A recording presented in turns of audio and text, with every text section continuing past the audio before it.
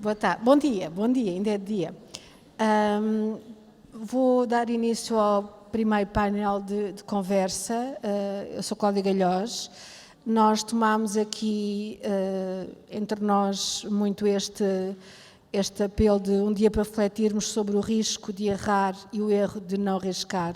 O que faz falta? Pergunta suscitada ou relembrada que perguntar-nos-ia Madalena de Azeredo Perdigão.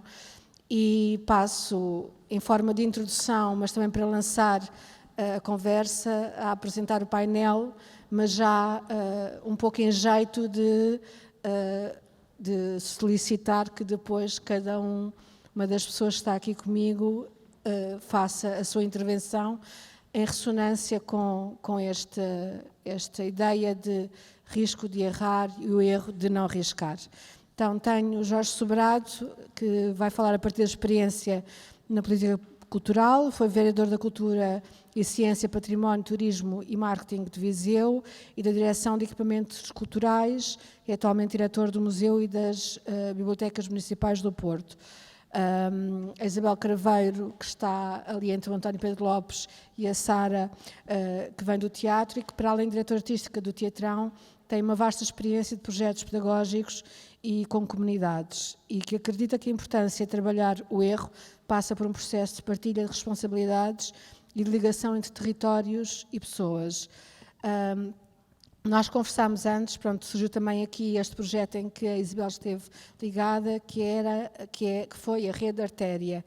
O António Pedro Lopes, nas suas diferentes escalas em que opera, nomeadamente no desenho da candidatura de Ponta Delgada, Açores 2027, a Capital Europeia da Cultura, ou com a fundação e com a co-direção do Tremor Festival nos Açores em 2014, para dar apenas 2 exemplos, é artista também, e é um grande convicto da prática do erro, que abre espaços como ato de abraçar o mundo em toda a sua potência, mas também as feridas. A Sara Antónia Matos, que é diretora do Ateliê Museu Júlio Pomar e das Galerias Municipais EGEAC, que testemunha como as instituições intermédias hoje permitem esse espaço de experiência e de erro, precisamente por serem instituições intermédias. E nós, na conversa, falávamos como nos lembramos de quando as instituições que não eram só intermédias também o faziam. Mas esta é uma primeira apresentação já para dar um pouco o tom de que nesta primeira ronda o que combinámos era que cada um fizesse uma primeira abordagem à sua relação com esta ideia do risco de errar e o erro de não arriscar. Jorge, por ordem. Bom dia, obrigado à CES Cultura pelo convite, é um gosto estar aqui. É um gosto e ao mesmo tempo é um risco, não é? Porque falar desta coisa do erro e do risco de errar é em si mesmo, conversar sobre isto é em si mesmo uma atividade arriscada. É em si mesmo uma atividade que pode gerar problemas, gerar inimigos, não é? Devido ao facto de estarmos a pisar um solo movediço e, por vezes, um solo ou um campo magnético está polarizado entre 2 sentimentos. O primeiro é um sentimento do pânico e do horror, de que também nos falou aqui a Leonor, não é? O horror ao pânico, o horror ao erro, o pânico do erro e, ao mesmo tempo, uma certa atmosfera romântica, não é?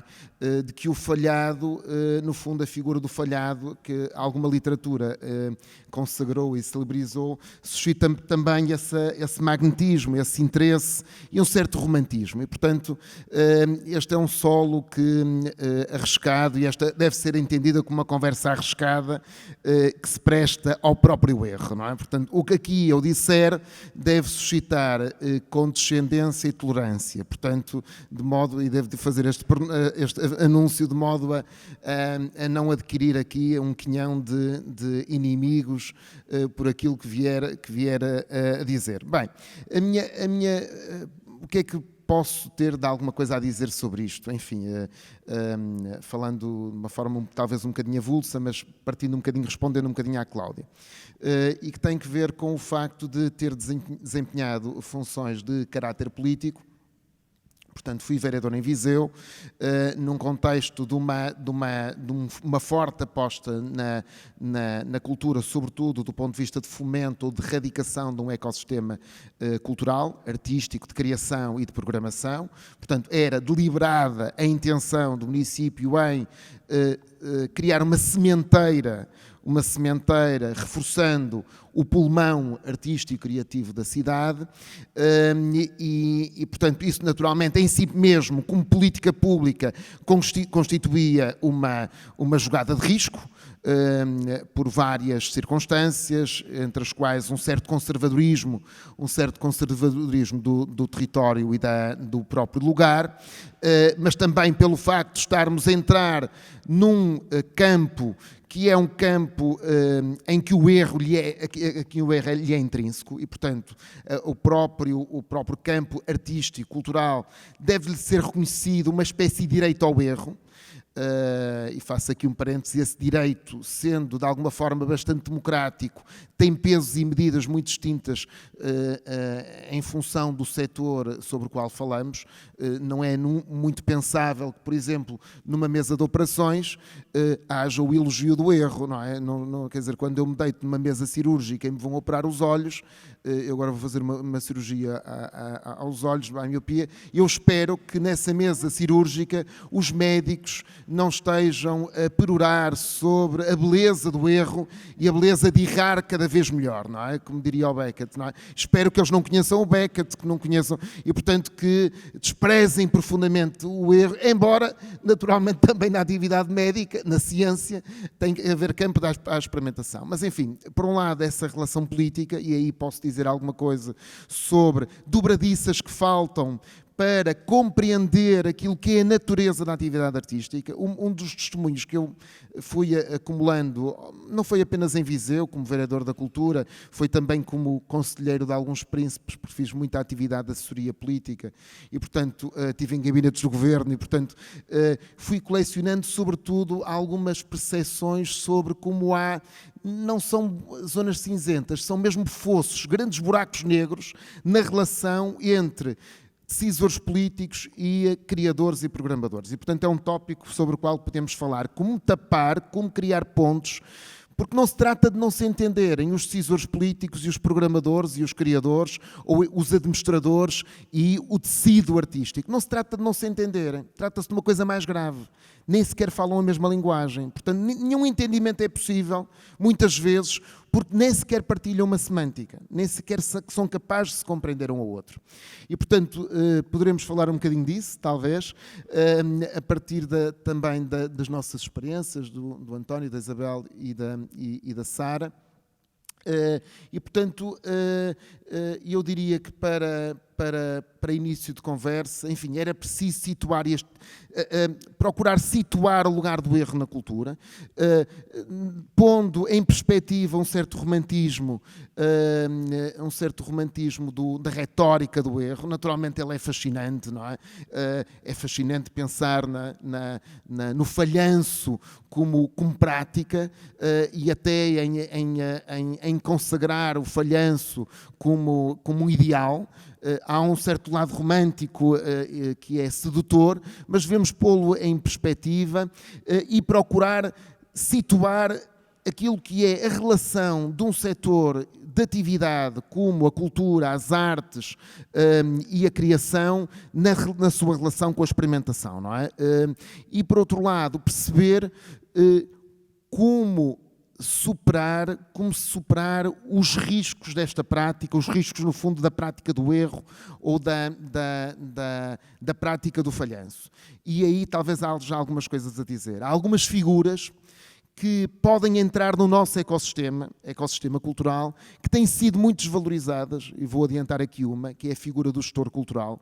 É uma figura de modé, é uma figura que saiu de moda, hoje já ninguém fala do gestor cultural. O gestor cultural tinha um certo lado bastante sedutor nos anos 90, não é? E entrou completamente em decadência, foi uma figura que saiu do mapa, não é? Hoje falamos mais de curadores, de programadores, e o gestor cultural cultural saiu da nossa esfera, passou a um arquivo, é uma figura em desuso, mofenta, mas era alguém que dominava as linguagens de um e do outro lado e que fazia pontes, era uma espécie de engenheiro de pontes ou de tradutor de linguagens.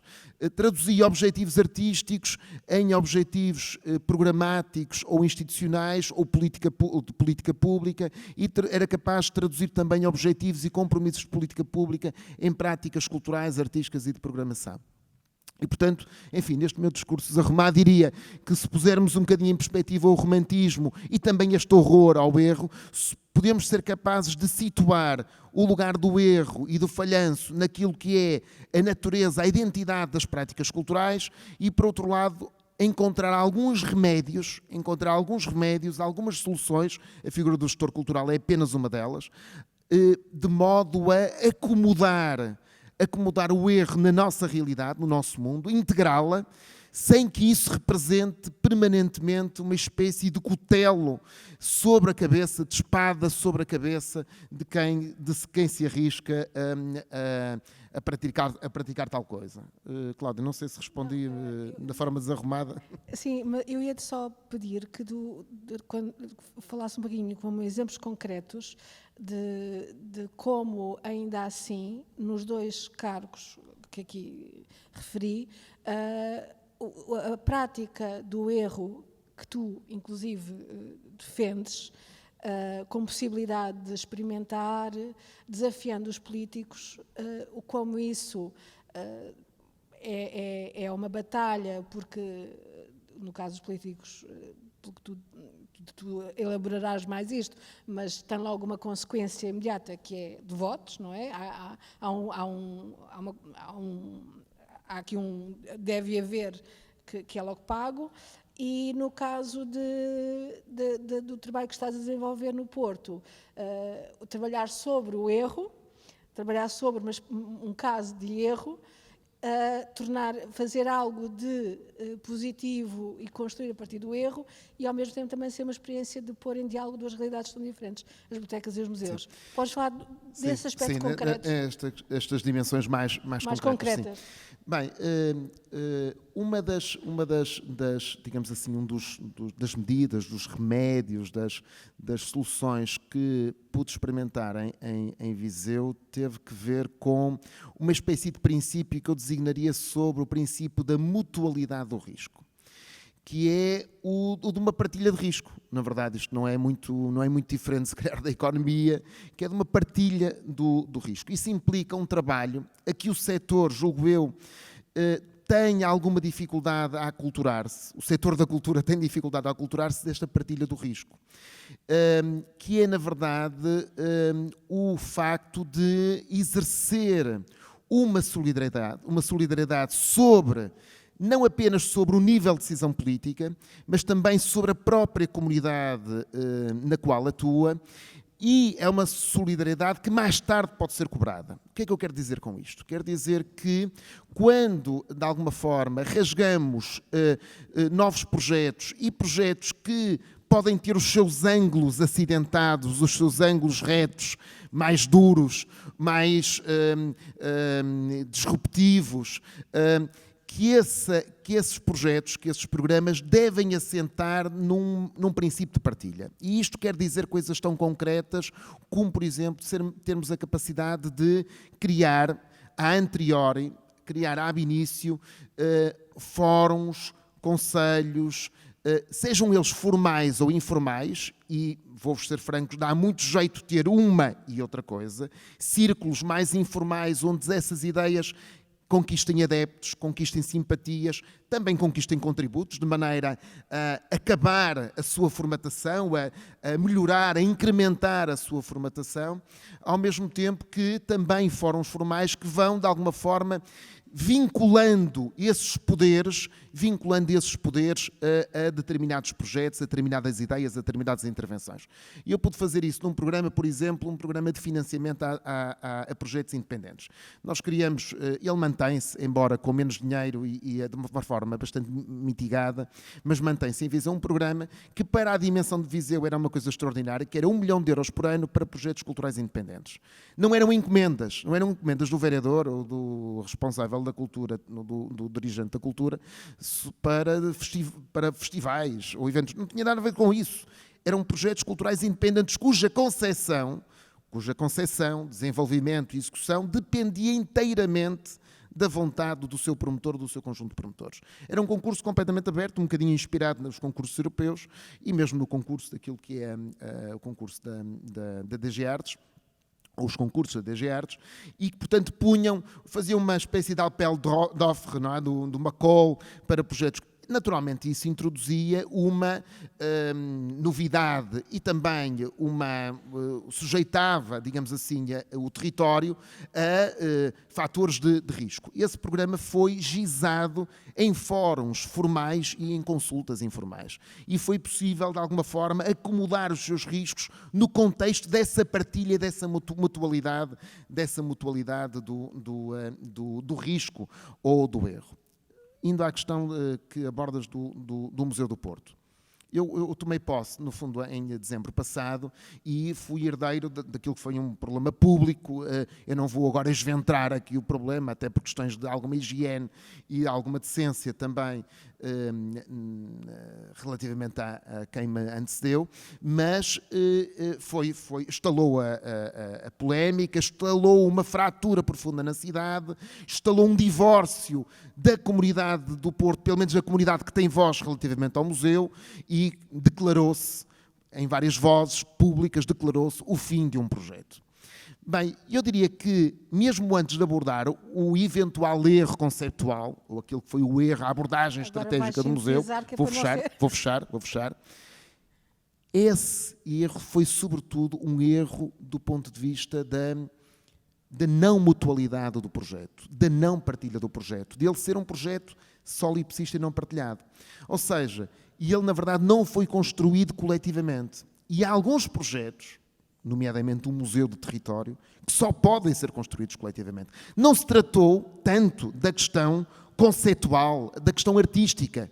Não foi tanto a questão artística ou conceitual que esteve em jogo. Foi, sobretudo, o facto dela não ser acomodada, cultivada, mutualizada, partilhada relativamente a uma comunidade e a uma memória. E aí esteve a raiz que fez, no fundo, estalar um divórcio e uma relação tão problemática com o Museu do Porto. Obrigado, Cláudio. Eu depois retomo a pergunta para a segunda ronda. Se calhar passava à Isabel, para não fazermos aqui só para variar um bocadinho, não ser assim por ordem.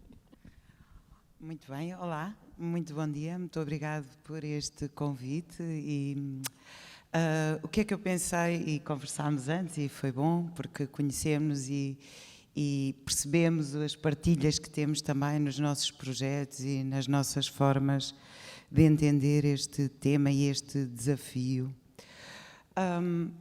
Eu talvez vos deva explicar, eu faço parte de uma companhia de teatro que está em Coimbra, que trabalha há 30 anos na cidade e que gera um teatro, portanto também fazemos uma programação para além do que é a nossa atividade e que tem conseguido ao longo dos anos ter um trabalho muito consistente, digo eu sou suspeita, com os seus públicos e os muitos variados públicos, não é?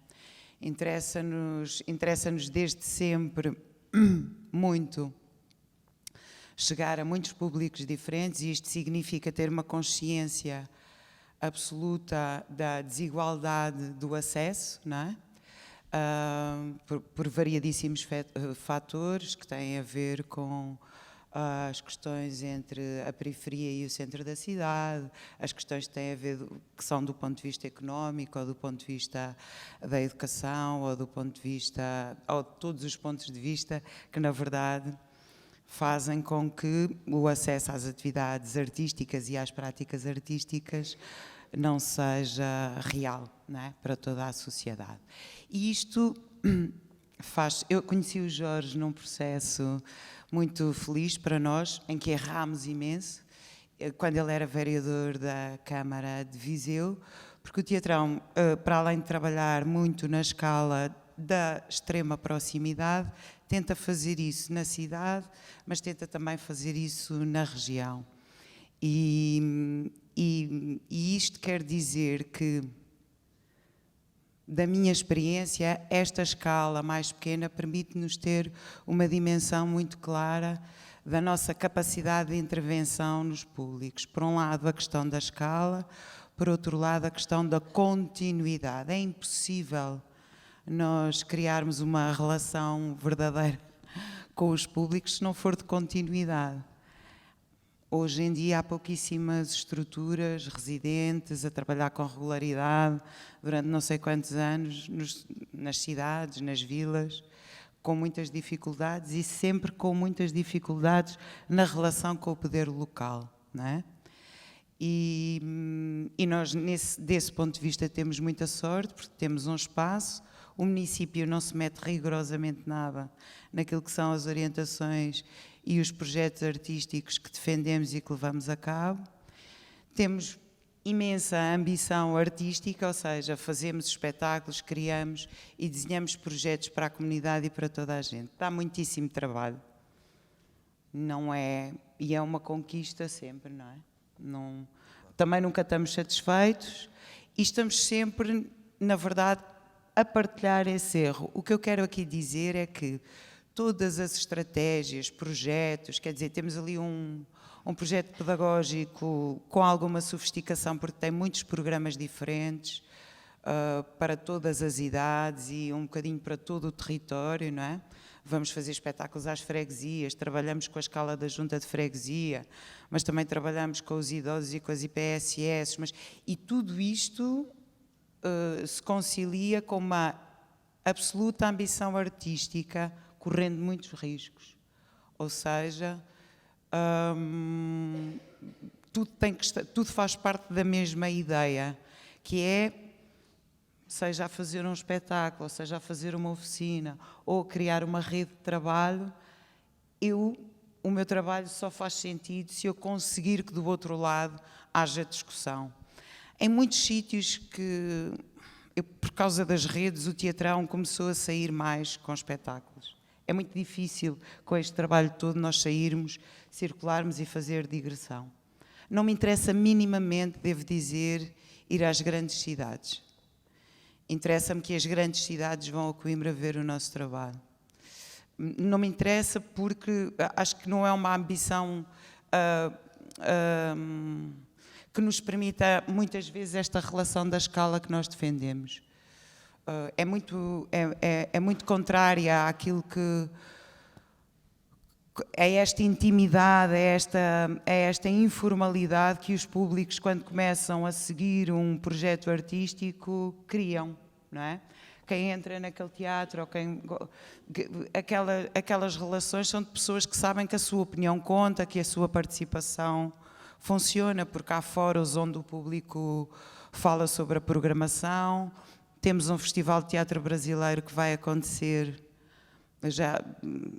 já tem várias edições, mas com a realidade hoje em dia das comunidades brasileiras em todos os territórios do país, decidimos que o próximo fórum do Teatrão vai ter a comunidade brasileira de Coimbra a falar sobre o que significa ter um festival de teatro brasileiro ali. E são chamados para discutir connosco a programação, para percebermos se a informação chega, se não chega, como é que achavam que devia ser feito. As pessoas contam. E por isso esta relação de um para um é o sítio onde nós trabalhamos. E não só com o público, mas com o poder local, com as academias, com quem trabalhamos muito também, os investigadores, os centros de estudos sociais, esses sítios todos que nos ensinam muito a trabalhar.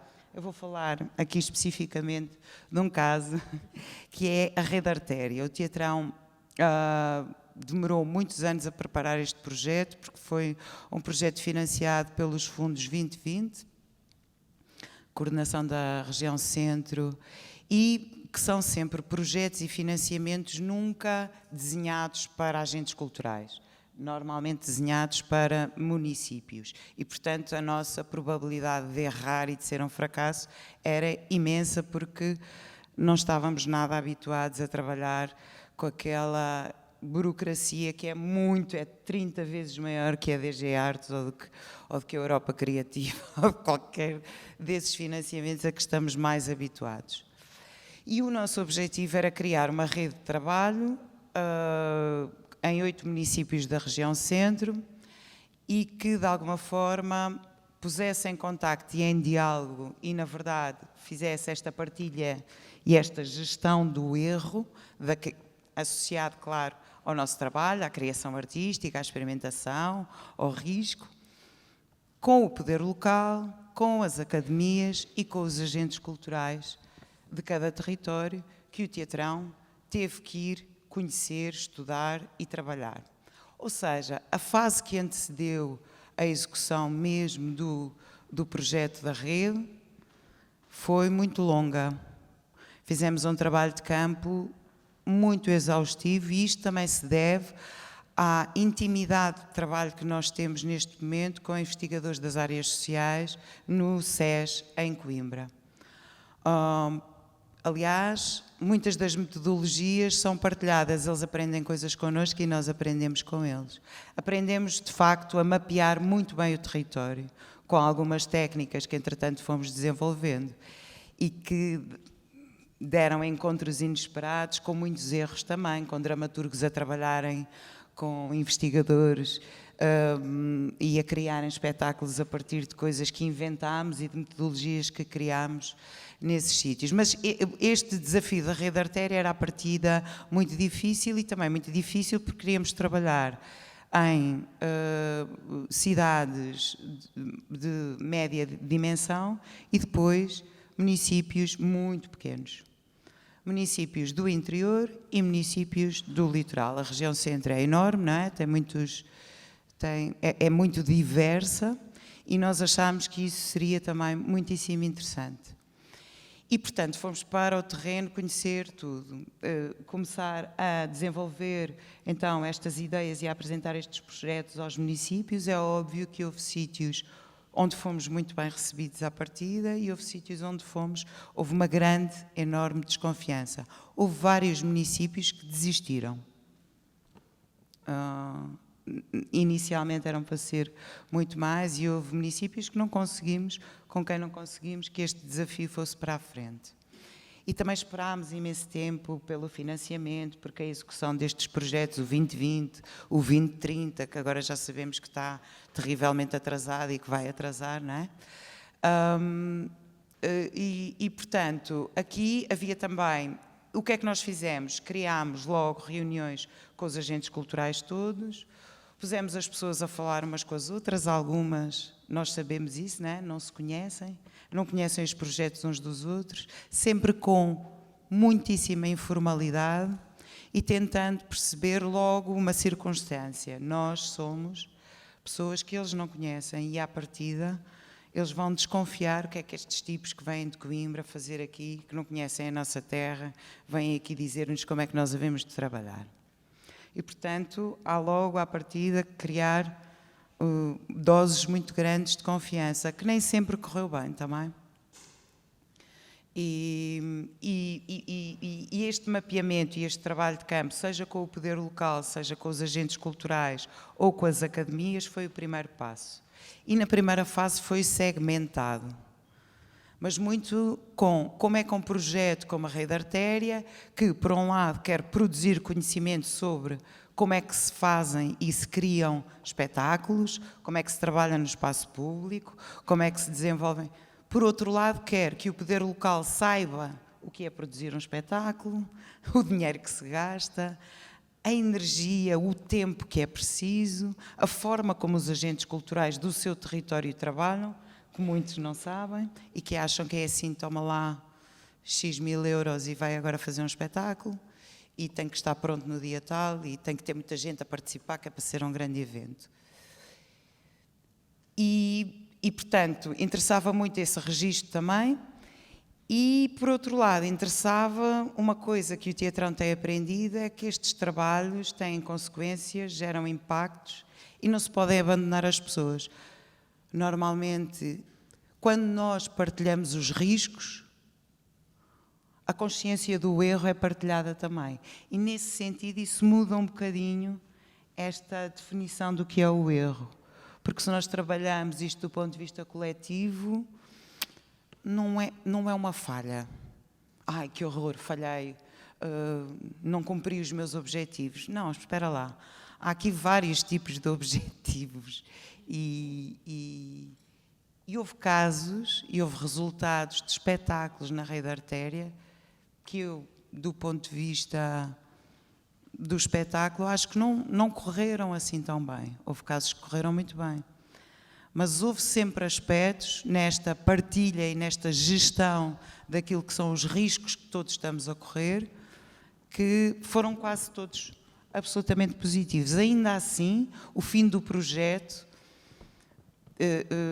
tinha esta premissa. Em primeiro lugar, não vamos abandonar ninguém, ou seja, o projeto foi montado de maneira a que estas partilhas e esta relação pudesse dar frutos. Então, por exemplo, o Teatrão tem uma grande, enorme preocupação numa linha de programação do teatro, de programar estruturas da região centro, porque os programadores querem programar as pessoas da televisão, mais ou menos, nas suas terras, porque as pessoas querem ver as pessoas que elas conhecem. E a maior parte das pessoas conhece os outros pela visibilidade que os projetos adquirem e que o seu trabalho adquire. E, portanto, aqui trata-se de mudar essa lógica e dizer, porque o público tem que correr riscos também. Eu não sei. Sim, mas temos aqui uma mediação. Eu costumo ir àquele sítio, às vezes sou surpreendida, às vezes há coisas que eu não gosto tanto, há coisas que correm bem, há coisas que correm mal, mas eu sinto-me bem a ir ali. E, portanto, quando há esta partilha e esta proximidade, esta intimidade, eu acho que tudo isto passa a ter outro tipo de categorias.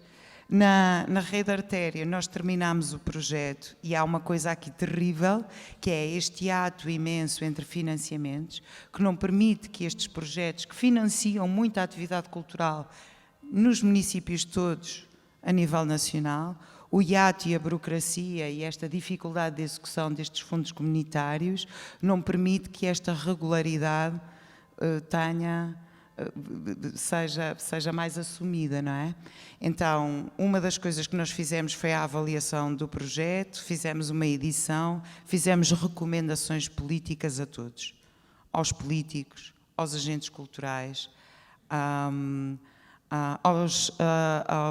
às academias. Também nem tudo correu bem com os investigadores associados, porque em todas as regiões e em todos os municípios as universidades participaram, escreveram artigos científicos, eles estão na publicação, foram publicados sobre os processos de trabalho, sobre a forma sobre os impactos gerados nas comunidades.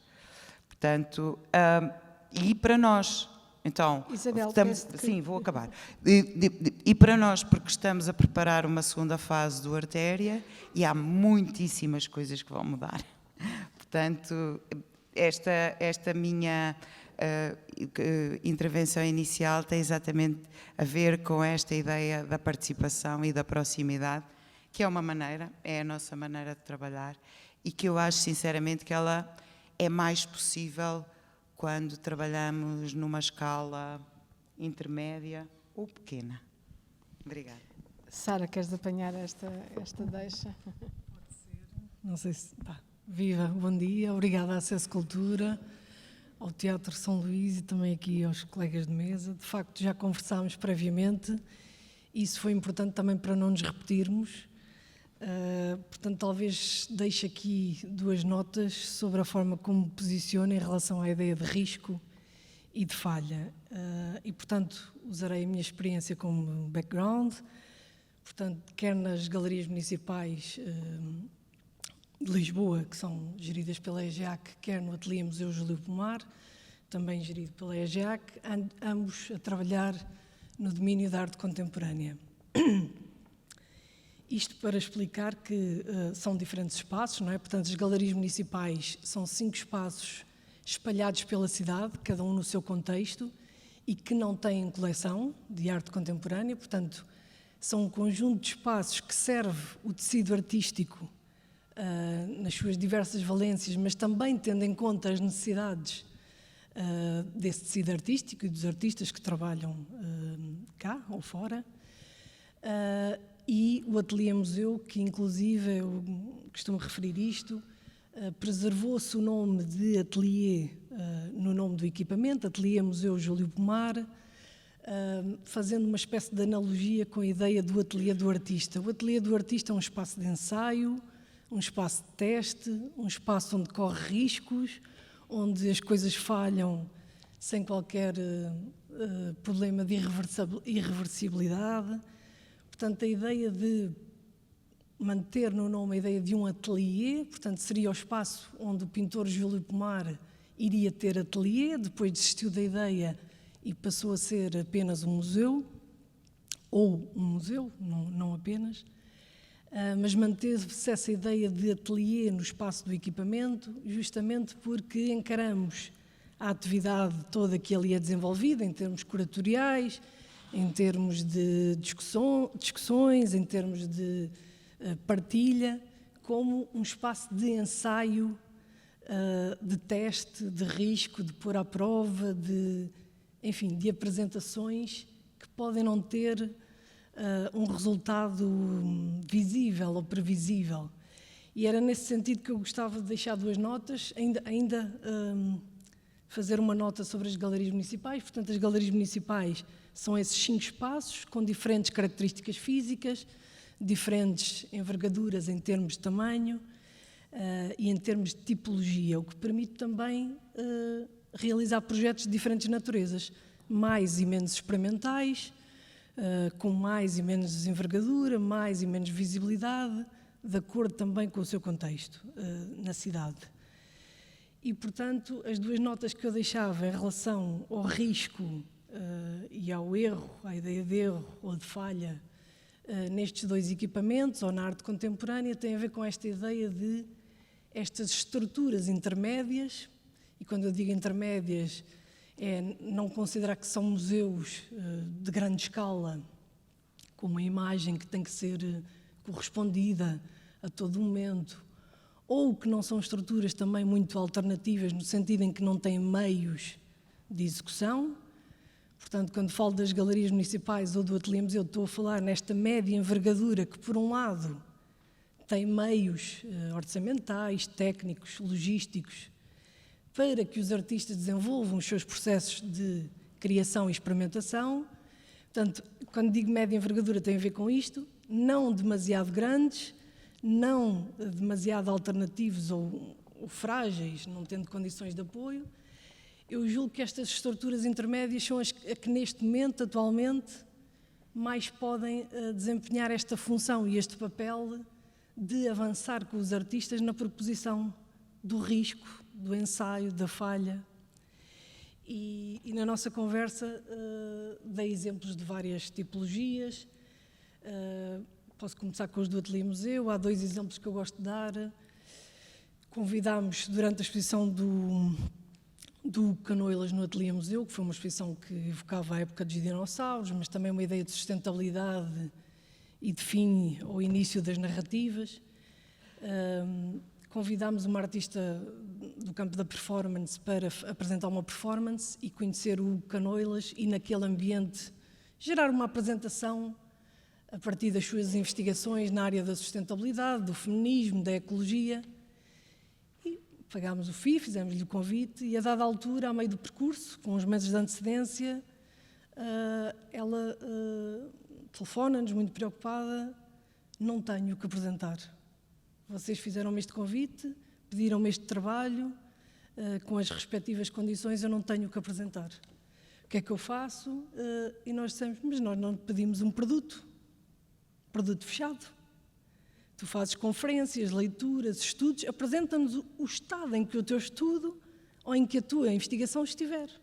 Não te pedimos: mas isso não dá um momento de apresentação pública? Dá. Nós queremos que tu partilhes connosco o resultado ou o estádio do processo em que tu tiveres. E assim foi muito mais do que isso, e posso dizer-vos que depois essa performance, que teve um momento de apresentação considerável, depois transitou para o São Luís, aqui para esta casa, já com outra dinâmica, com outro volume, e está a percorrer várias cidades do mundo, inclusive. Ou posso-vos dar exemplo, por exemplo, das bolsas do Ateliê Museu Júlio Pomar, que todos os anos enviam um artista para Nova Iorque durante uma temporada. E na realidade nós temos um acordo com a instituição para a qual mandamos esse artista, e eles muitas vezes perguntam-nos, mas o que é que nós temos que apresentar quando chegarmos? Que justifica a bolsa? E nós dizemos nada. A bolsa é uma bolsa para ir conhecer a rede de contactos em Nova Iorque, ver museus que nunca tenham visto. Se isso é importante para um artista, não tem que chegar e que nos apresentar qualquer produto. E isto no sentido, o que eu quero chegar com isto, à ideia de que nem tudo é medível, nem tudo é aferível pelos seus resultados, e eu julgo que as instituições intermédias, como estava a dizer, muitas vezes podem arriscar neste sentido, não têm que cumprir determinados números em termos de resultados, em termos de públicos, isto quando as tutelas o permitem, que é o caso, e portanto a ideia de que nem tudo é aferível em números, nem tudo é aferível em resultados, e muitas vezes há que haver esta partilha de processos de investigação, papers que não chegaram a um resultado efetivo ou que não têm aplicação prática, e o mesmo acontece nas galerias com outros projetos. Para mim, isto implica uma mudança irreversível em termos de postura, que faz com que as instituições não sejam apenas emissoras de cultura, emissoras de resultados, portanto, se destituam do seu papel hierárquico de emissores da cultura. Eu passo-te, porque nós é que sabemos, as instituições é que sabem o que os públicos precisam, e passem a adotar elas um papel de receptoras, ao mesmo tempo que produzem e que arriscam enverdar por estes processos de produção. A cultura está a fazer-se, mesmo quando está a chegar ao receptor. Portanto, passem a assumir este papel de serem elas também receptoras. E posso-vos dizer que em imensos projetos das galerias municipais nós convidamos curadores, artistas que têm processos menos ortodoxos de produção de projetos e que estão a produzir. Eu posso dar um exemplo concreto para se perceber. Temos na Galeria Quadro um projeto curatorial de Paulo Mendes. É um curador artista que tem um projeto, uma metodologia pouco ortodoxa de produção, e aquilo que o convidámos a fazer foi pesquisar em vários arquivos documentais sobre arte, documentos relativos à história daquela galeria. Estamos a comemorar os 50 anos da galeria, e, portanto, aquilo que ele nos propôs foi envolver todas as equipas da galeria e do Banco de Arte Contemporânea, que é um projeto que recebe espólios documentais de arte e os cataloga, os sistematiza. Envolver essas equipas na produção da própria exposição, fazendo delas também produtoras deste projeto, e fazendo com que não soubéssemos o resultado até ao dia da inauguração. Portanto, que foi também uma festa que não conhecíamos exatamente os contornos dessa festa. Foi uma festa de partilha, também com performances que nunca tínhamos visto, e, portanto, enverdar por esses processos de produção, criar as condições para que os artistas consigam desenvolver esses projetos sem que eles sejam um risco demasiado arriscado devido à morte, de cancelamento, enfim. A ideia é que estas instituições intermédias conseguem, pelas estruturas que têm, pelos orçamentos que têm, pelo apoio técnico-científico que têm, tornar-se também elas produtoras e receptoras destes produtos culturais. Portanto, descer um bocadinho desse papel hierárquico de emissores, não é? E e abordar por este risco, sem que depois este risco se torne demasiado pesado para estes processos mais experimentais que poderiam eventualmente pôr os artistas em risco. Acho que não dou mais exemplos. Eu ia dizer agora, ficaste por aí, para ouvirmos o António Pedro Lopes. Eu já fiz aqui uma síntese para ir para uma pergunta a seguir, porque já percebi que não vamos fazer o nosso caminho todo. António, a tua palavra. Bom dia. Isto funciona? Bom dia. Bom, eu passo os agradecimentos e leio uma citação. Pode ser, é uma coisa que me apareceu ontem à frente e acho que vem a propósito. É da Rebecca Solnit, do livro Hope in the Dark, portanto, Esperança no Escuro. E ela diz assim, tradução livre, feita há bocado, antes de chegar aqui. Às vezes uma pessoa inspira um movimento, ou as suas palavras inspiram um movimento décadas depois.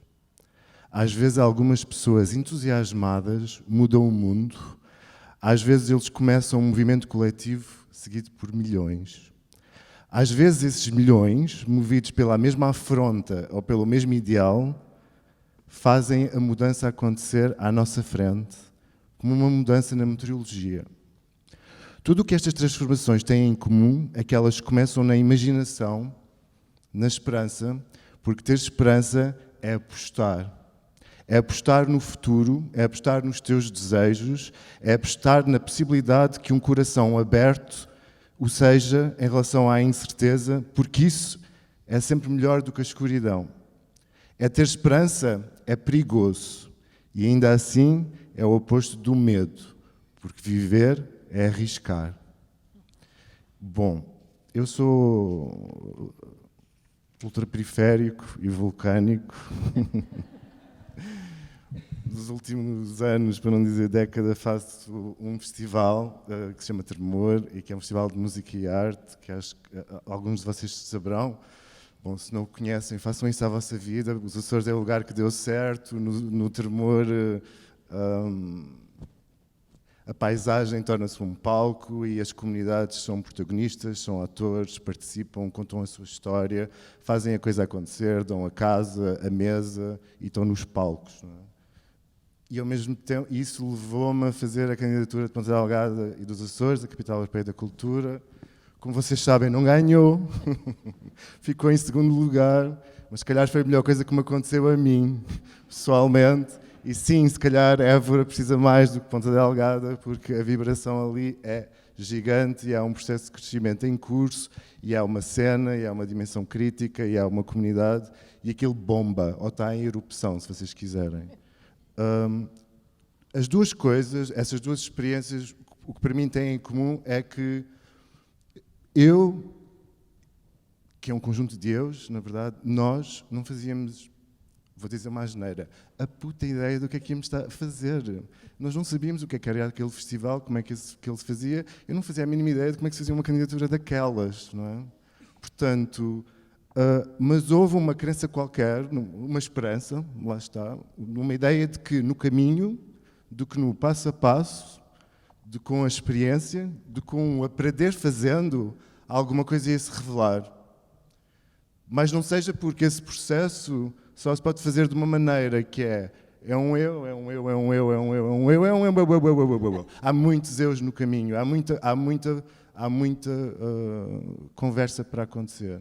Na nossa conversa de preparação, eu lembrei-me, porque voltei a estudar, entretanto, e estou a ter aulas em Harvard, mas todo um módulo sobre o que é isso da arte, o que é isso da cultura, e porque é que nós fazemos aquilo que fazemos, não é? E às tantas, esse professor, citando Kant, Hegel, lembra uma coisa muito simples, não é? Do que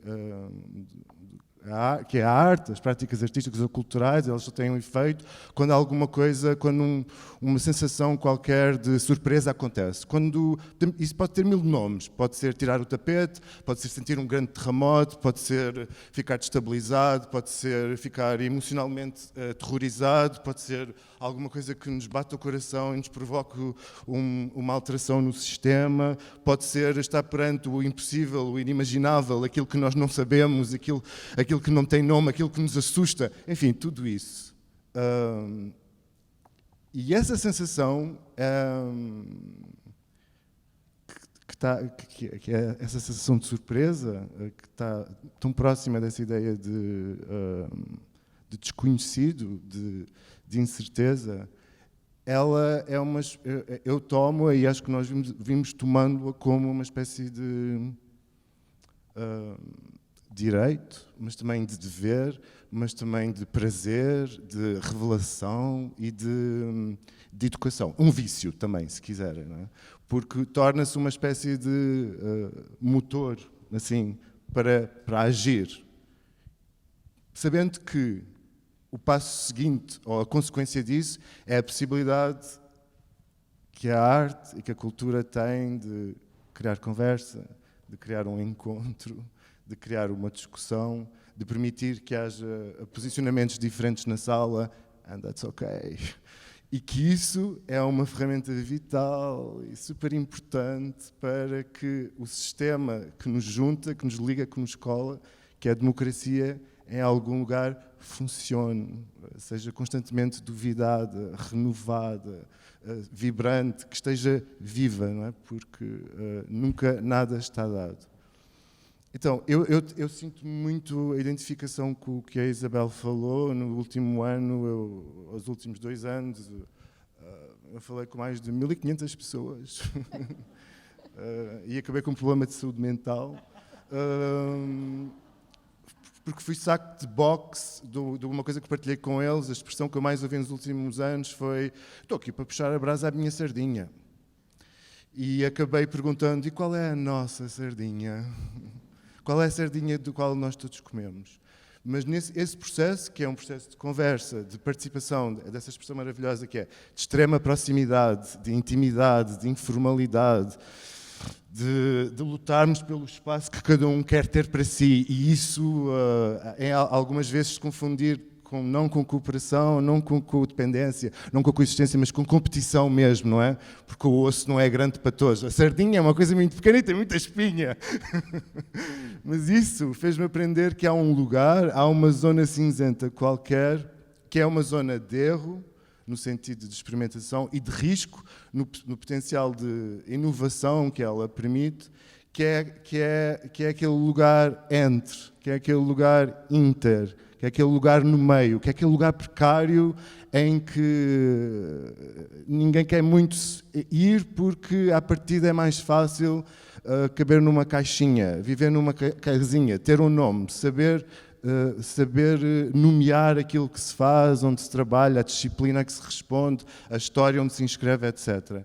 Que é o lugar da interdisciplinaridade, que é o lugar da intersectoralidade, não sei se essa expressão existe, e que é o lugar também da interseção e da interseccionalidade, naquela ideia de, bom, se temos questões diferentes, desafios diferentes, somos, por algum motivo, vivemos uma opressão, talvez, partilhando opressões, desafios, questões, problemas, talvez,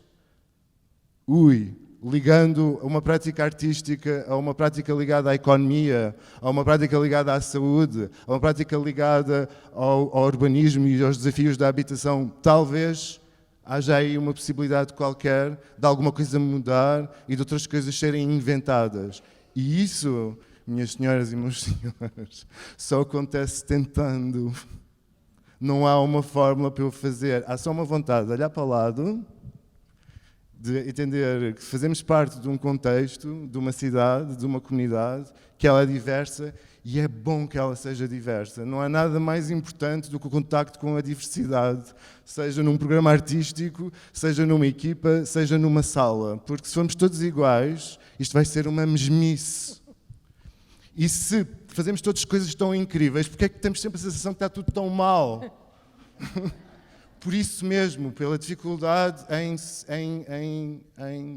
sair dessa casa cis, branca, colonialista, capitalista, patriarcal, em que nós nos habituamos a viver e a crescer e que precisa de ser rebentada, implodida por dentro.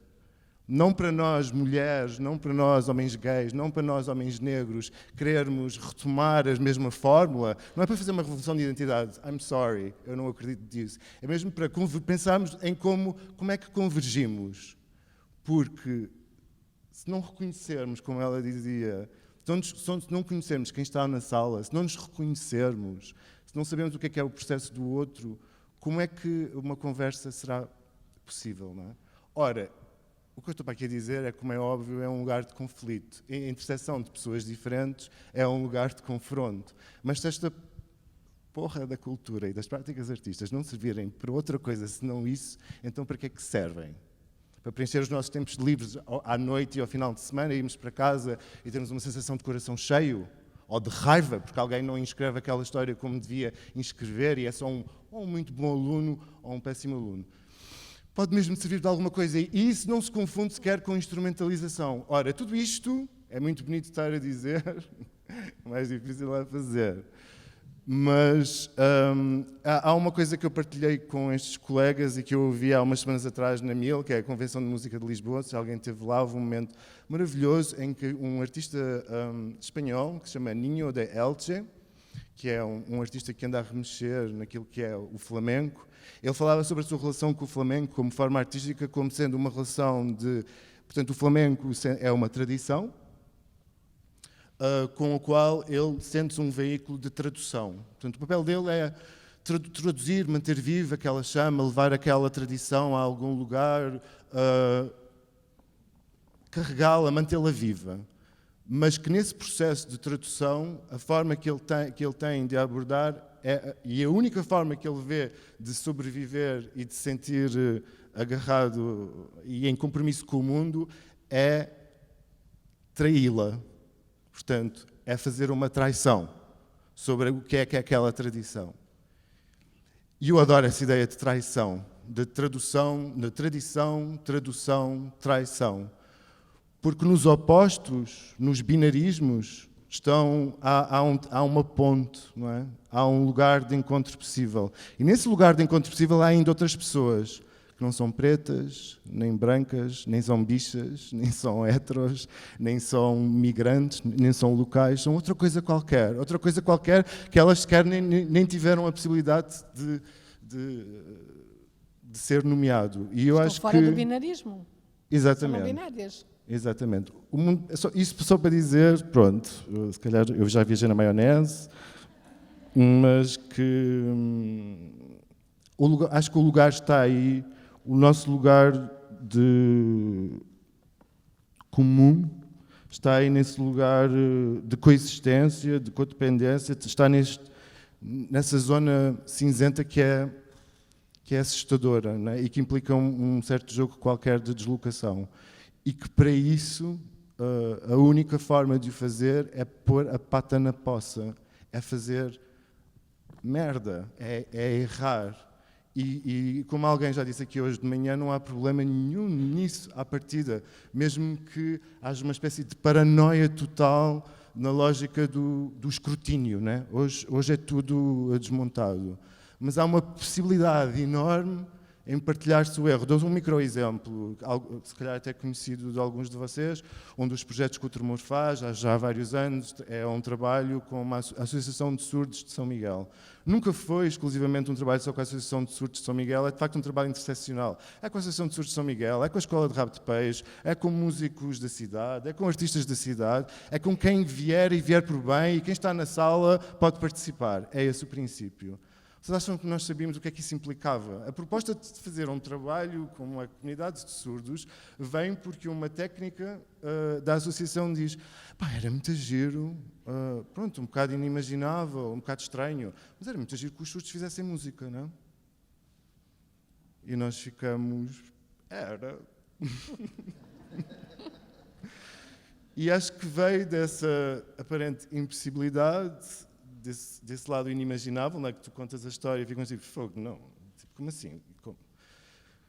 Que permitiu porque nunca houve um abandono desse projeto, que esse projeto, bom, hoje em dia tem uma vida por si, tem a autonomia que tem, mas que veio, que toca no Rock in Rio, e isso é uma grande vitória, e há a possibilidade de tocar no Rock in Rio, do Rio de Janeiro, mas isso são os prémios de um processo que vem com erros nossos, por exemplo, que passam por pensar, sim, eles estão ali, vêm, tocam, toda a gente chora, toda a gente chora, eles saem dali super empoderados, mas nós nem sequer nos lembramos de os convidar a ver o festival, nem sequer nos perguntamos do que é que era necessário para eles estarem e participarem no festival. Até que um dia a imagem é 4 ou 5 surdos agarrados à coluna para sentir a vibração. Isso só para dizer que, tipo, e é ok. Não é? Foi bom ver aquela fotografia para entender que há um caminho e que, de novo, às vezes podemos não saber no que é que nos estamos a meter, mas há qualquer coisa que diz que é por ali. E o caminho, e o encontro, e o contacto com as pessoas, e essa aposta nesse lugar difícil, de pura intimidade, informalidade, de ouvir, de ser saco de boxe, mas de acreditar que é coletivamente e que é conversando que as coisas acontecem, faz com que, ano após ano, experiência após experiência, porque nunca a experiência é uma experiência em si, ela tem sempre uma continuidade. Talvez as coisas vão melhorando, complexificando, venham trazer entendimentos maiores. Portanto, acho que é por aí.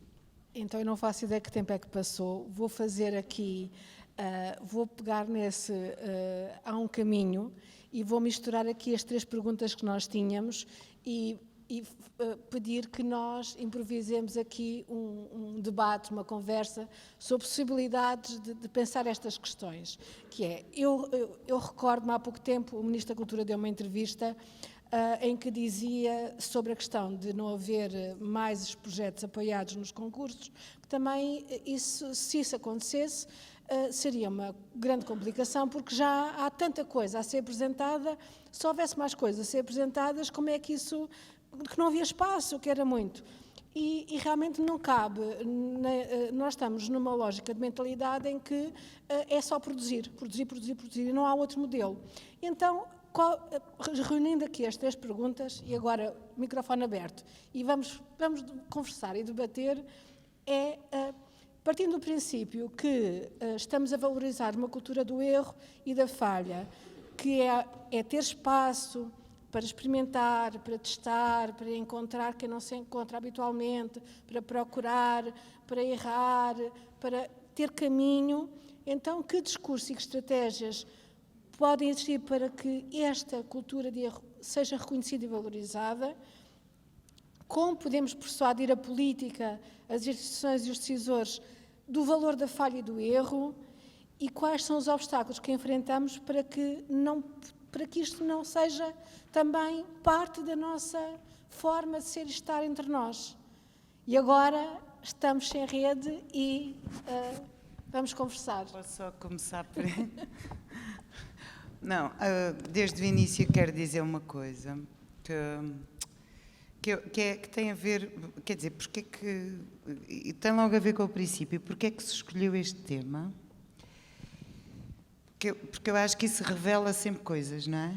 E quer dizer alguma coisa. E a minha leitura, que é uma leitura, nós pensamos muito nisso, não é? E trabalhamos com isso. Nós trabalhamos essencialmente com uma ideia de utopia, não é? Nós queremos sempre tentar encontrar um caminho para chegar a um sítio que não sabemos onde é, mas que é isso que nos alimenta enquanto seres humanos. Eu acho que a nossa necessidade de discutir o erro é uma necessidade de discutir o tempo, é uma necessidade de discutir a falta de utopia e a falta de vislumbre de futuro, não é? E isso tem a ver com o capitalismo, tá? Então, não dá para querer fazer milagres se não soubermos de onde é que vem o problema. Com este sistema, como nós estamos, e nós estamos a chegar a um nível de sofisticação muito incrível. Não dá. Não dá, desculpem. Também não há outra maneira de dizer. Não dá para os políticos acharem que conseguimos dominar. Mas nós estamos a partir do princípio que nós podemos mudar isto. Porque isto é possível ser mudado. O António falou disso, os vossos projetos falam disso. Deixa-me só dizer uma coisa, porque eu estava a falar mais a Isabel antes de começarmos. E estávamos a falar nos ritmos acelerados em que todos andamos, também devido aos meios digitais e às redes de comunicação. E como muitos de nós, durante as pandemias, dissemos, não, agora é tempo de abrandar. Eu até escrevi um artigo que era antes da pandemia, que devíamos todos abrandar, mas ninguém abrandou. Eu julgo que a maior parte dos profissionais e dos independentes terá sentido que, salvo alguma exceção, que não abrandou, que trabalhou muito mais, que acelerou, e em termos de instituições, que o trabalho até redobrou porque se fez tudo o que estava previsto e num curto espaço de tempo se condensou aquilo que estava programado e o que se programou para o tempo seguinte. E eu estava a dizer à Isabel e a comentar com a Isabel, nós temos falado muito, isso é bom sinal, começa-se a falar muito da sustentabilidade e da ecologia em termos materiais, e as instituições preocupadas já com essas questões, e os próprios artistas na produção de obras, na produção de cenários, muito preocupados já com a reutilização. Mas ninguém fala da sustentabilidade e da ecologia das pessoas e das equipas. Até quando é que aguentamos? Isto é uma questão de ecologia e de sustentabilidade das equipas e dos profissionais. Até quando é que nós aguentamos este ritmo?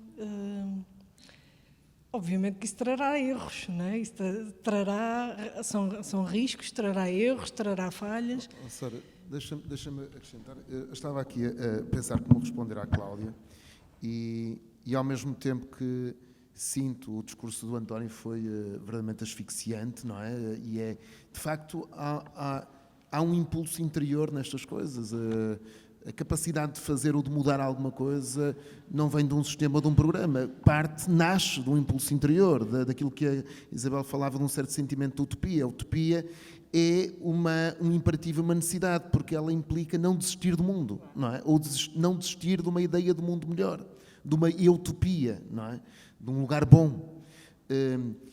Eu acho que isto tem que começar por dentro. Que é, nós não vamos convencer os políticos, tem que começar por dentro. Isso quer dizer, por exemplo, eu fico sempre um pouco irritado e assustado quando vejo o próprio setor da cultura a fazer as avaliações das suas realizações com base na quantidade de públicos. Vejo museus, vejo festivais a dizer sempre mais recordes, mais visitantes, mais dormidas, coisa absolutamente assustadora, mais dormidas. O setor cultural deixou medir o seu sucesso por dormidas. E isto, meus amigos, é bater no fundo. E os museus vivem numa voragem de quantidades. Não é Como pelo é que se facto, muda? não, Cláudia, não é pelo facto de eu estar num museu de cidade ou num museu do Porto. Aliás, eu vou bater todos os recordes em 23. Isto é fácil.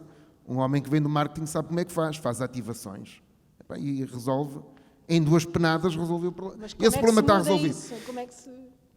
Começa pelo discurso e com coisas concretas. É substituir, por exemplo, aquilo que a Sara estava a dizer, um tempo curto por um tempo longo. Os nossos projetos têm que ser um tempo longo, têm que ser um tempo distendido e menos um tempo curto. Não é? Aquilo que o António está a fazer nos Açores é um tempo longo, não é um tempo curto. E temos que lutar por isso, começando dentro de casa. Ou, por exemplo, a questão da pequena escala. Nós temos que substituir a grande escala pela pequena escala, temos que fragmentar-nos. E se o Sr. Ministro entende, vê-se muito satisfeito com aquilo que alcançou no eixo Braga-Lisboa, então ele é Ministro do eixo Braga-Lisboa, não é Ministro do país. Peço desculpa por dizer isto assim, desta forma. E tenho simpatia pelo Pedro Adão e Silva, até pessoal. Mas não há que ser Ministro ou ter política cultural para o eixo Braga-Lisboa. Aquilo que a Isabel e o Teatrão fizeram com o Artéria deve ser estudado nos gabinetes do Governo. Foi bem, com erros, com certeza, mas o processo, não apenas do ponto de vista artístico, o processo é absolutamente exemplar. porque conquistou os próprios territórios para dentro do próprio projeto, quando, à partida, nós olhamos para uma rede. Eu devo dizer, como vereador, tinha as maiores reservas sobre redes. Quando me vinham de redes, só me vinham consumir 3 coisas: tempo, dinheiro e recursos humanos. E vinham com o seu OVNI, aterravam e desapareciam. Vinham trazer o seu pronto a vestir, os seus espetáculos, e não deixavam semente absolutamente nenhuma. O Artéria é a negação disso. E, portanto, respondendo, como é que fazemos isto? Evidentemente, é como dizia o António, é mais fácil dizer do que fazer. Mas é preciso fragmentar tempo e escala. E começar isto nos projetos. Ter a coragem de o fazer. Tempo e escala. Deixa-me só dar um exemplo. O Teatrão ficou, não sei, em primeiro lugar no apoio sustentado no concurso da DG Artes para os próximos anos. Ainda bem. Mas eu estou a dizer isto porquê? Porque o nosso projeto baseou-se todo exatamente em resgatar o tempo para trabalhar. E eu acho que os artistas têm muito medo dos políticos e têm muito medo dos concursos, e desse ponto de vista é-lhes fatal nesse sentido errar, não é? É uma relação, e às vezes ficam muito reféns dessa relação porque é preciso mudá-la. Mas, Isabel, é preciso ter o cavalo de Troia. Vamos ser francos. O setor tem voz. O que, por vezes, não conquista é os lugares certos. Sim, o setor, como não compreende a máquina do poder, sim, e a máquina do poder não é só o gabinete dos gabinetes do governo, é uma máquina intermédia que nós sabemos do que estamos a falar, é preciso pôr pessoas certas nesses lugares, numa série de lugares, e fomentar a questão do gestor cultural. Sem essa mudança, também não conquistamos a máquina para estes discursos. Sim, mas é também essencial arriscar noutras possibilidades de discurso e dizer assim, não pá, eu quero fazer agora um projeto durante 3 anos. Mas a questão é, por exemplo, este exemplo do António e do Tremor, este envolvimento com as pessoas, ou a rede artéria, ou ter uma boa função, na verdade, isso não é evidente, e até o mais expectável é que não seja valorizado. Propostas, seja para o Governo Central, que sejam com outra temporalidade, que não sejam logo plasmadas em não sei quantas produções finais de apresentações, não é evidente que... O teu caso é um caso que aconteceu. Isto não é a regra, não é? Estas coisas... Eu acho que é super importante. Mas devia ser. Sim, acho que é muito importante a forma como se conta a história. Porque todos sabemos que mudanças políticas... A mudança política acontece quando há alguma coisa que está a acontecer e que eles, salvo seja, a classe política, os decisores políticos começam a perceber que aquilo começa a ganhar uma força e a ocupar um espaço, a tornar-se uma tendência, a tornar-se uma verdade. Tem que mudar, do ponto de vista legislativo, temos que implementar aquilo, temos que fazer aquilo. O grande teatro do mundo, não é? Ou seja, saber utilizar as ferramentas do grande teatro do mundo e, nesse caso, ter a capacidade de contar a história e de fazê-la chegar aos mais diversos tipos de público, e daí aposto que há pessoas aqui na sala de comunicação, mas o Tremor, por exemplo, sempre foi um projeto de comunicação. É muito importante a forma de contar a história. O Tremor não acontece só nessa ideia de movimento coletivo que toma uma cidade, não, ele acontece nos média, ele acontece nas redes sociais, ele acontece no coração de vós.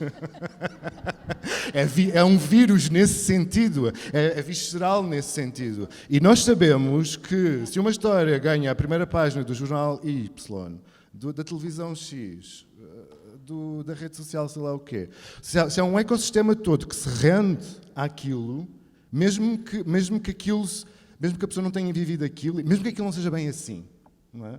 Mas há um potencial de imaginação, de projeção de outras possibilidades, de outras concepções de mundo, de outras formas de fazer, que influencia, inspira e eventualmente até transforma no sentido das pessoas começam a replicar, a fazer, a perceber também, começam a utilizar também, porque a máquina está aí, não é? Eu acho que há qualquer coisa que me diz sempre, nós temos que trabalhar já com as evidências, com o que está na sala, não é? E se percebermos que um político, um decisor político, um senhor vereador, um senhor presidente, está muito preocupado com o que aparece no Facebook, no dia seguinte de manhã, ou o que é capa do Público, ou o que é capa do Expresso, ou do que ele viu no telejornal da RTP, então bora confrontá-lo com isso, porque ele vai levar tanto com isso que as pessoas em torno deles não vão saber o que fazer, porque Mas de repente... essa estratégia mesmo de 2014 para agora já mudou muito. Já.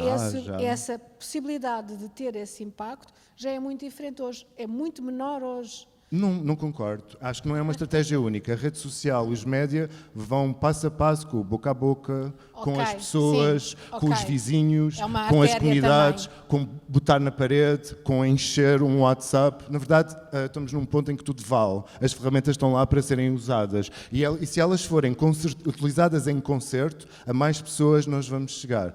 Porque só dizer, porque nós, acho eu, como seres humanos, nós precisamos de histórias e nós precisamos de mudar essa história de carnificina, de genocídio, de destruição. Nós precisamos de mudar essa imagem de fascínio pelo colapso. Não é? Nós temos um fascínio pelo colapso, é doente. Tipo, ficamos assim alienados, adoentados, não sabendo o que fazer, quando há tantas histórias incríveis de conquistas que nunca chegam aos nossos ouvidos, só porque nunca foram contadas. Estou a ver aqui, há muita pressão na sala, pessoas a moverem-se 15 minutos. Eu, entretanto, estava aqui a ouvi-lo e distraí-me completamente. Isso é um erro, isso é um erro. Nós vamos continuar aqui a conversar mais um bocadinho, mas estamos aí para o fim. Portanto, se alguém quiser fazer alguma intervenção, colocar alguma questão, partilhar alguma ideia nesta conversa que estamos a ter, estejam à vontade. Não? Eu não vou insistir. Sara, ias dizer qualquer coisa? Não, ia só dizer ainda nessa... Mas calme se alguém quiser perguntar alguma coisa. Sim, eu estou atenta. Nessa senda de como é que podemos fazer da cultura do erro qualquer coisa importante e também ao nível dos decisores, ou alterar alguma coisa ao nível decisório para que o risco e o erro seja integrado em todas as nossas práticas. Eu julgo que seria importante também da parte das pessoas que estão nas instituições ou que operam em responsabilizar os decisores desse facto de que a cultura não é um produto pronto, mas que todos são responsáveis pela produção da cultura. A cultura está a acontecer. E, portanto, cada passo nesse sentido é importante que eles se sintam responsáveis pela produção da cultura, não é? E pela produção de cada momento, pela produção de cada risco, pela produção... É extremamente... Tem que conhecer, mas, quer dizer, isto parte de uma inversão de paradigmas, nesse sentido de a cultura não está pronta, não é qualquer coisa que se imite, é qualquer coisa que se vai fazendo e que é preciso que todos sejam responsáveis de a propor, de a fazer, de permitir que ela aconteça, criar condições para que ela aconteça. E, portanto, só nessa partilha de responsabilidade é que eu julgo que, e obviamente, fazer distinguir os diversos níveis ou parâmetros dessa produção, não é? O lugar que ocupa uma instituição não ocupa outra, não vamos todos tentar fazer a mesma coisa, mas cada um ao seu nível tem uma responsabilidade na produção. Pronto, se é difícil passar esta ideia de responsabilização, que é uma responsabilização individual, é do público que recebe, é dos produtores que podem inverter papéis, é dos autores, é dos decisores, é das pessoas que concebem. Portanto, eu acho que tem que haver uma cultura de responsabilização, não é de culpabilização, não é fizeste um erro, já não vamos cair nessa de... É do risco. Vamos responsabilizar também os decisores por essa produção de cultura mais solidária, mais comum, vamos criar comunidade. E só nessa criação de comunidade, de responsabilização, é que eu julgo que é possível fazer desta cultura do erro qualquer coisa de produtivo. Se é fácil, não sei. Não é. Não. Eu, por acaso, tinha tomado aqui nota que ouvi nas duas intervenções antes da nossa, e nós tínhamos aqui uma das perguntas que se não, toda esta dificuldade também não tem a ver com uma crise do clima de confiança, a questão da confiança. E, por exemplo, os artistas estão muito esmagados por terem que dar provas, depois por essa toda máquina de ter que ter resultados, não só a eficácia da obra que apresentam tem que ter um bom resultado, tem que ser bem vista, porque senão ficam queimados e depois já não são programados. E há aqui um lugar de julgamento realmente, e essa que é contrária à ideia de criar comunidade, ter tempo, poder pesquisar, experimentar, ter confiança. Mas como é que isto, que já chegou aos próprios artistas, acho eu, que já estão também a sofrer essa pressão, porque não ficam fora, mas também vem dos decisores, vem... Mas, desculpa, eu sou otimista. Fora do quê? Que é? Fora do quê? Eles ficam fora do quê? Ficam fora da hipótese de fazer o seu trabalho, porque... Num determinado contexto, numa determinada cena, num determinado que tipo de relação. Nos contextos certo? que os viabiliza economicamente para viver. Mas se calhar há outros. Se calhar há contextos por inventar. Se calhar há lugares por Sim. abrir. Yeah. Se calhar há ligações por fazer. Se calhar nem todos querem apresentar-se no Teatro São Luís. Não é assim tão incrível. Sorry. Aliás, a ideia da instituição Sabe? teatro, edifício, Não, está se calhar, a ser se posta calhar em aquele causa. festival de artes performativas não é a grande cena. Ou se calhar é uma grande cena, mas não é para ti. Porque aquilo é uma programação de autor, é fechada, é a visão de uma pessoa, ou de duas, ou de três, que tem um compromisso qualquer europeu, com agendas, com tópicos. Se calhar não queres estar aí, se calhar queres criar a tua própria agenda, queres ter a tua própria comunidade. Se calhar precisas de abrir um novo espaço. Não nos faltam tantos espaços de encontro, de conversa. Não sentem isso, 10 minutos. Não sentem. Faltam instâncias para conversarmos, para estarmos juntos. Não sentem que o teatro não faz isso. Mas por isso mesmo, então, até a própria ideia de pensar o que é a falha e o erro, quando um evento, uma atividade, qualquer ação que ativa um outro modelo de encontro e de estar, não gera uma ressonância como o Tremor gerou, mas encontra uma comunidade muito mais pequenina que vai ao seu encontro, nós nisso também damos como falhado. Quem? Estás a ver? Desculpa. Mas porquê? Que O que eu assim- disse, eu não quero vir a Lisboa, lamento de desiludir-vos. Não, Estamos mas é em cena isto com que uma temos de versão da valorizar. Ticoragem É muito esta boa. outra forma de pensar que temos Se de quiserem ir Eu a Coimbra, percebo o estamos até problema dia 12. Mas porquê? Isso é uma mentalidade muito... Eu a questão tenho das muita métricas. dificuldade. É a questão da Eu tenho lógica muita das dificuldade em Eu também, perceber. eu também. Porque isso tem a ver, de facto, com a escala. Nós temos um projeto no Teatrão que se chama Plataforma T2. E é exatamente... E temos muita dificuldade em implementá-lo porque ele é o quê? É trabalhar com municípios daquela região e daquele território para que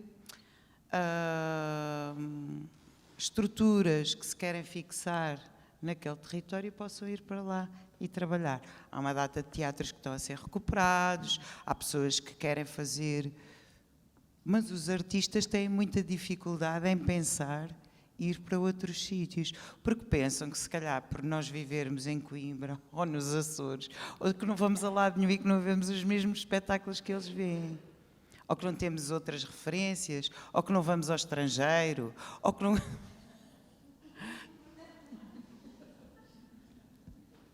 Pessoal, estás a ver? É muito difícil.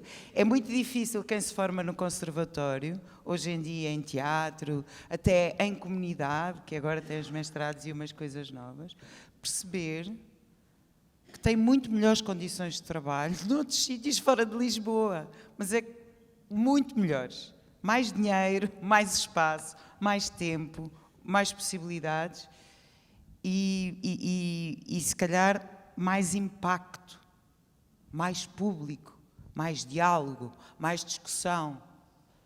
Porque aqui eu não sei bem, mas a impressão que eu tenho, quando venho ao teatro aqui, é que todos veem os espetáculos uns dos outros. Eu não percebo, às vezes não percebo muito quem é o público normal. Desculpem. Desculpem.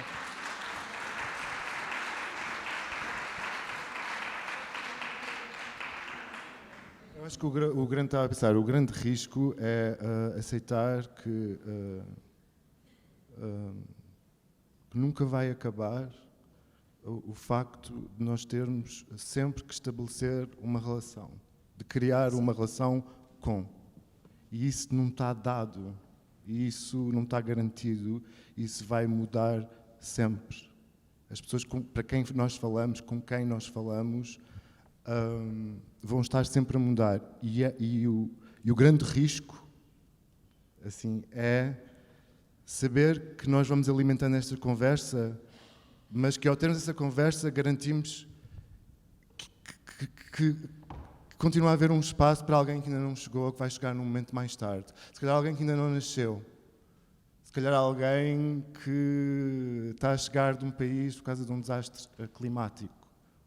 E só isso vai garantir a sustentabilidade de um projeto ou de uma ideia. É só porosidade. Se calhar sim, temos que programar às vezes com 1 ano, 2 anos de antecedência, mas se não deixarmos um espaço para estar de compromisso com o mundo, com o presente, perante a incerteza do presente, o vosso programa, o vosso projeto está datado.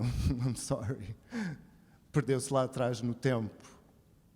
Porque o presente, ele muda todos os dias, não é? E o futuro tem sempre que pensar que ainda está alguém por chegar, ainda está uma contribuição. Há sempre alguém que vai entrar na conversa num momento mais tarde e para o qual vai começar sempre do início. E isso acho que é a base da sustentabilidade e a base também do motor e também de pensar, sim, bom, isto nunca mais acaba, de facto, é um trabalho contínuo e não está dado, não está garantido e vai ser sempre renovado, mesmo que implique, a um determinado momento, nós largarmos, nós passarmos, nós transmitirmos, nós capacitarmos para nós irmos embora, nós dizermos adeus, não é?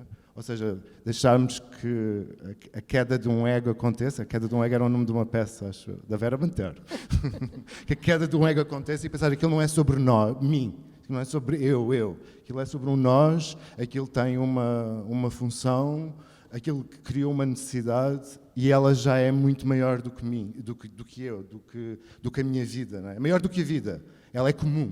Não é? Ela faz parte desse caldeirão em que já há tantas apropriações, tantas relações com aquilo, que ela só tem que existir, mas ela já não pertence ao papá ou à mamã.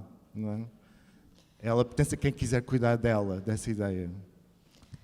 Não há nenhuma pergunta, nós vamos começar aqui a encaminhar para fechar, mas eu gostava só de desafiar o Jorge, que vejo mais deste lado da instituição.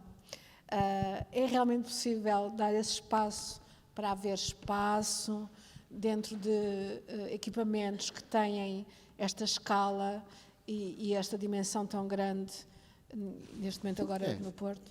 É possível. Eu não sou propriamente um otimista como o António,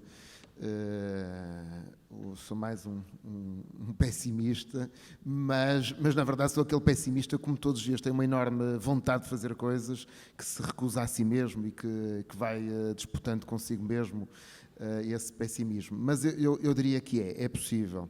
Claro que isso implica alguma inteligência prática, algum sentido, não digo maquiavélico das coisas, mas estratégico.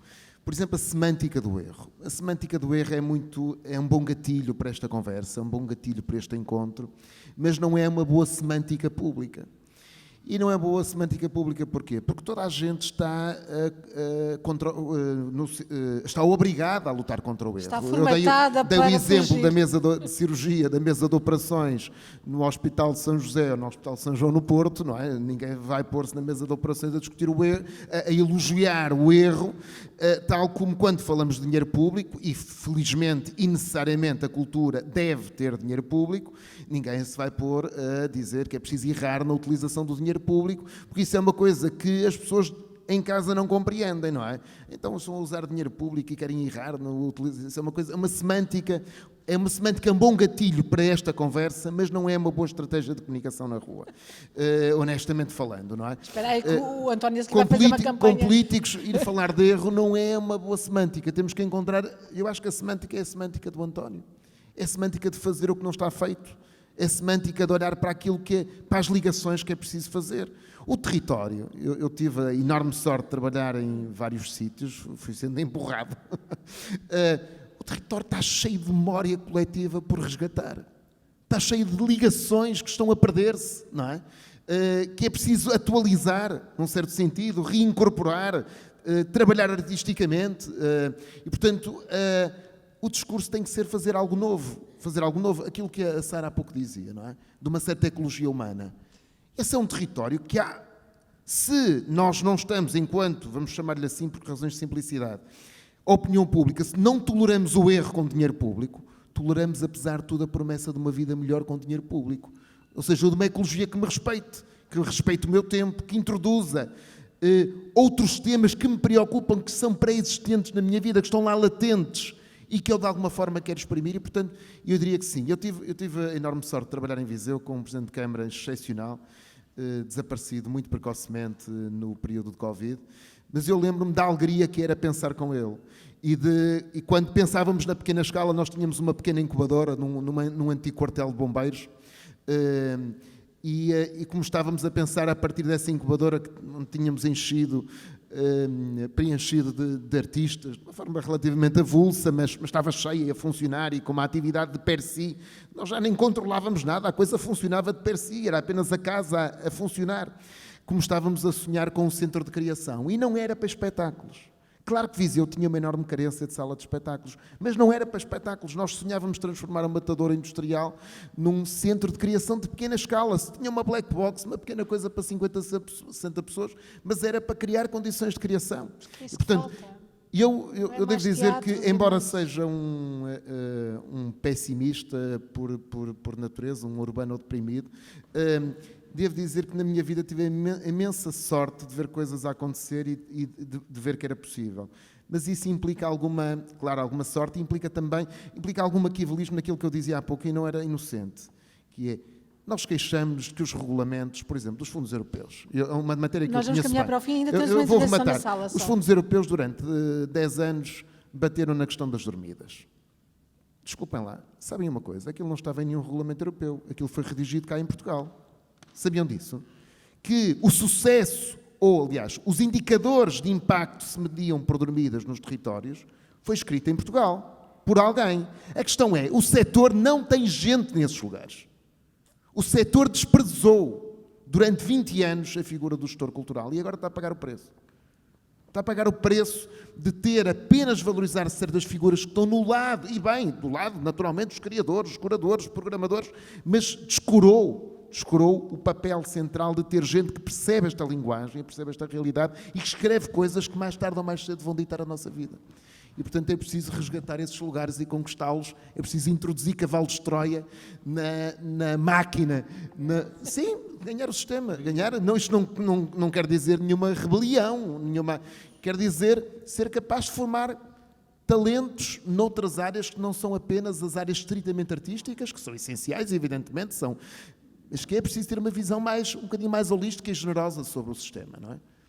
E desculpem no sentido maquiavélico. Uma intervenção na sala. Aqui.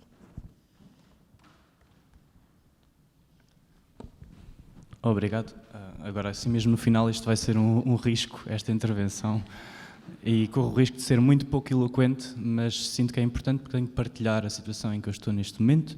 Como muitas pessoas aqui possivelmente sentem que estão numa instituição talvez demasiado bloqueada, demasiado fechada, resistente à mudança. Eu trabalhei durante 2 anos e meio numa estrutura que vim a perceber que está assim, abandonei-a, desvinculei-a na semana passada, portanto calhou mesmo assim nesta conferência e neste momento estou livre que nem uma borboleta e tenho aproximadamente 345 ideias de coisas que eu acho que eram importantes de fazer. Era uma estrutura de artes performativas.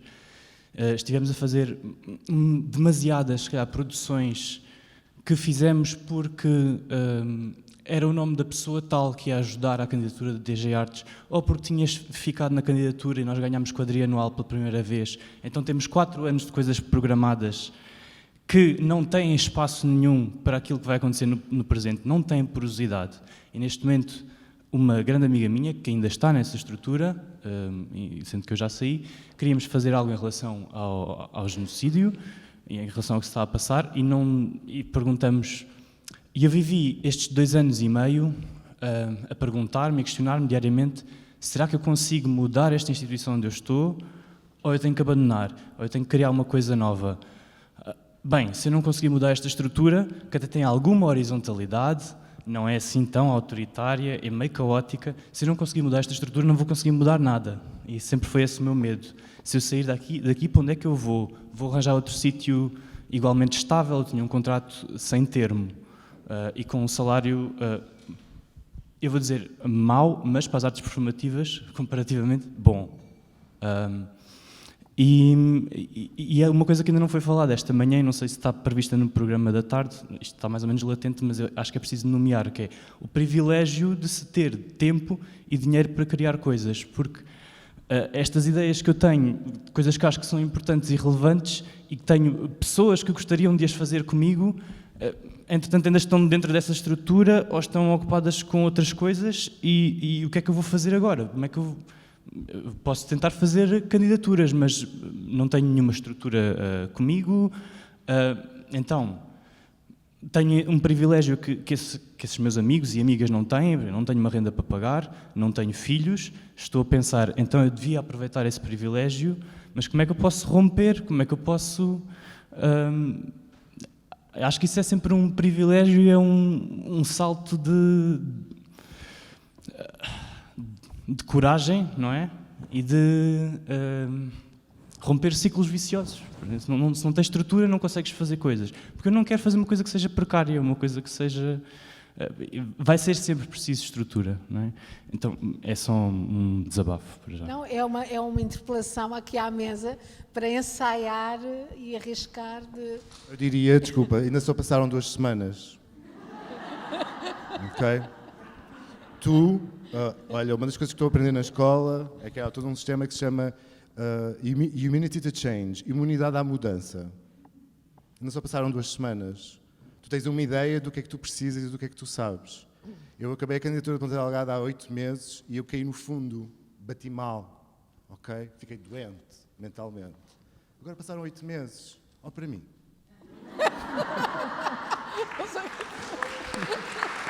Não estou mal, não estou doente.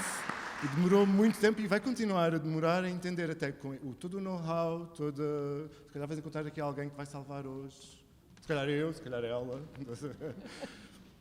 Há coisas que demoram tempo e é incrível tu teres nomeado uma coisa que eu também eu devia ter nomeado, que é o lugar onde eu estou e que é o lugar onde se calhar onde nós estamos, que é um lugar de privilégio. É super importante nomear, até porque normalmente um lugar de privilégio é um lugar que tem aquilo que eu estava a falar há bocado, que é, tu tens um espaço, mas há aqui um espaço para alguém se sentar também e participar da conversa, ou beneficiar disso. Talvez seja alguém que tu ainda não tenhas conhecido e que ainda não se sentou nesta cadeira, estás a ver? Pode demorar uns meses, pode demorar um ano, não sei. Não há uma regra, mas eu acho que o tempo, o processamento sobre as coisas, o tu entenderes até como é que o conhecimento que tu tens pode ser aplicado numa coisa que a partir de tu não tenhas muita expectativa, ou um cruzamento que tu não tenhas feito, ou tu entrares numa casa que é desconfortável, que não é de todo do teu domínio, uma relação, uma paixão, um filho que te apareça, ou que tu adotes, o que tu quiseres, estás a ver? Mas eu acho que é permitir-te também, se calhar, arriscar. Porque há parceiros, estás a ver? Há pessoas que vão alimentar isso. E é ok também cair numa falha, acho eu, num precipício, e depois ter que trepar ou dar a volta à montanha para começar numa espécie de novo, que é um novo que nunca é novo, não é? Porque tu carregas uma história, carregas um passado, e aquilo está ali, aquilo fortalece, aquilo dá-te ferramentas, aquilo permite-te agarrar, não é? Mas há choques e há falhas que vêm por bem. Ainda bem que tu saíste daí. Adorava saber o nome dessa instituição. Deixa ter dito. Não, é isso que eu me digo. Tipo, ainda bem que aquela porcaria em Ponta Delgada não ganhou. Estás a ver? Coitada da Paula lá em Évora. Coitada. Penso muito nela. Mas há um ponto que é ainda bem, sabes? Deixa para lá. Está errado. E sim, desculpa. Tu podes inventar um espaço. Se calhar com essa pessoa que se vai sentar aqui. Mas porque há muito espaço e muita ligação para inventar que ainda não foi feita. E é aí que a inovação, e é aí que a experimentação, e é aí que uma coisa que a gente não sabe o nome vai acontecer. Estás a ver? Desculpa, mas vai. Mas é nesse sítio que nós temos que nos fortalecer, que é um pouco de que não é tudo uma fatalidade, não estamos para morrer, não acaba... Estás a ver? Eu, por exemplo, tive muita sorte a vida toda, porque eu cheguei a uma instituição que me permitiu errar tudo, não é? O teatrão tinha uma outra história e quando nós chegámos lá, ao contrário da tua experiência, foi exatamente o contrário. Podemos fazer toda a porcaria possível e ir aprendendo com isso. E isso é muito bom. Estes choques também de gerações, às vezes, nas instituições, na forma como as equipas mudam e vêm pessoas com outras ideias e que põem em causa as ideias dos outros, também é muito necessário. Muitas vezes corre mal, mas muitas vezes corre bem. E, portanto, também só para não dizer que é tudo horrível. Pronto, eu acho que damos esta sessão por encerrada. Agradeço muito a todos e agradeço muito a estes companheiros de conversa.